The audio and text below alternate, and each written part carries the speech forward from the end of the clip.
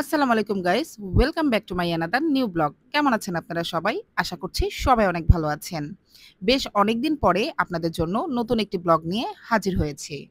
বাংলাদেশের অন্যতম প্রাকৃতিক সৌন্দর্যের জেলার নাম হচ্ছে সিলেট।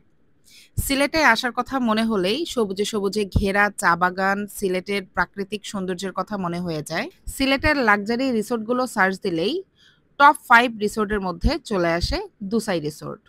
আজকে আমরা সেই দুসাই রিসোর্টে এক রাত থাকার এক্সপেরিয়েন্স আপনাদের সাথে শেয়ার করব। এছাড়াও আপনারা জানতে পারবেন দুসাইয়ে এক রাত থাকতে আমাদের কত টাকা খরচ করতে হয়েছে, দুসাইয়ের খাবারের টেস্ট কেমন, তাদের স্টাফদের বিহেভিয়ার সবকিছুই থাকছে এই ব্লগে। চলুন একসাথে দুসাইতে যাওয়া যাক। যেহেতু আমি হ্যাসেল ফ্রি ট্যুর দিতে পছন্দ করি, তাই মোটামুটি 1 উইক আগেই আমাদের রুম আমরা বুকিং করে রেখেছিলাম। তবে আজকে সকালে রওনা দেওয়ার আগেই আমাদের একটা ইমার্জেন্সি কাজ চলে আসে, যে কারণে আমাদের আজকে রওনা দিতে, দিতে দুপুর ১টা বেজে যায়। যেহেতু লাঞ্চ আওয়ার, তাই বাইরেই আমরা আমাদের পছন্দ অনুযায়ী লাঞ্চ করে নিচ্ছিলাম।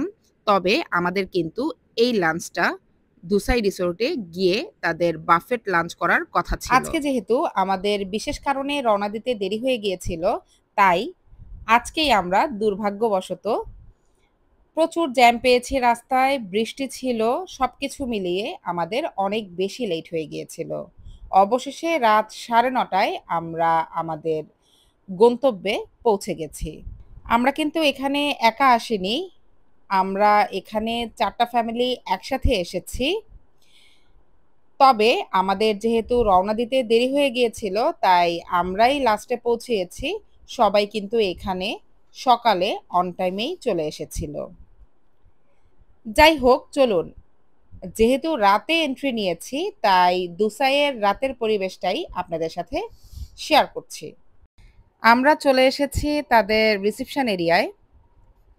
তাদের রিসেপশন এরিয়ায় আমাদেরকে খুব সুন্দর করে ওয়েলকাম করা হয়েছে।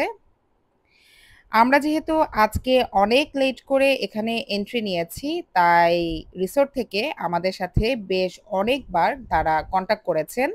ইভেন আমাদের জন্য কিন্তু তারা দুপুরের লাঞ্চ আলাদা করে রেডি করে রেখেছিলেন।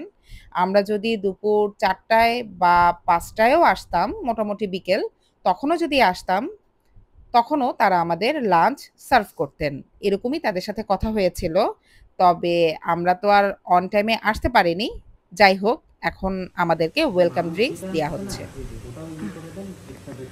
Thank you. ওয়েলকাম।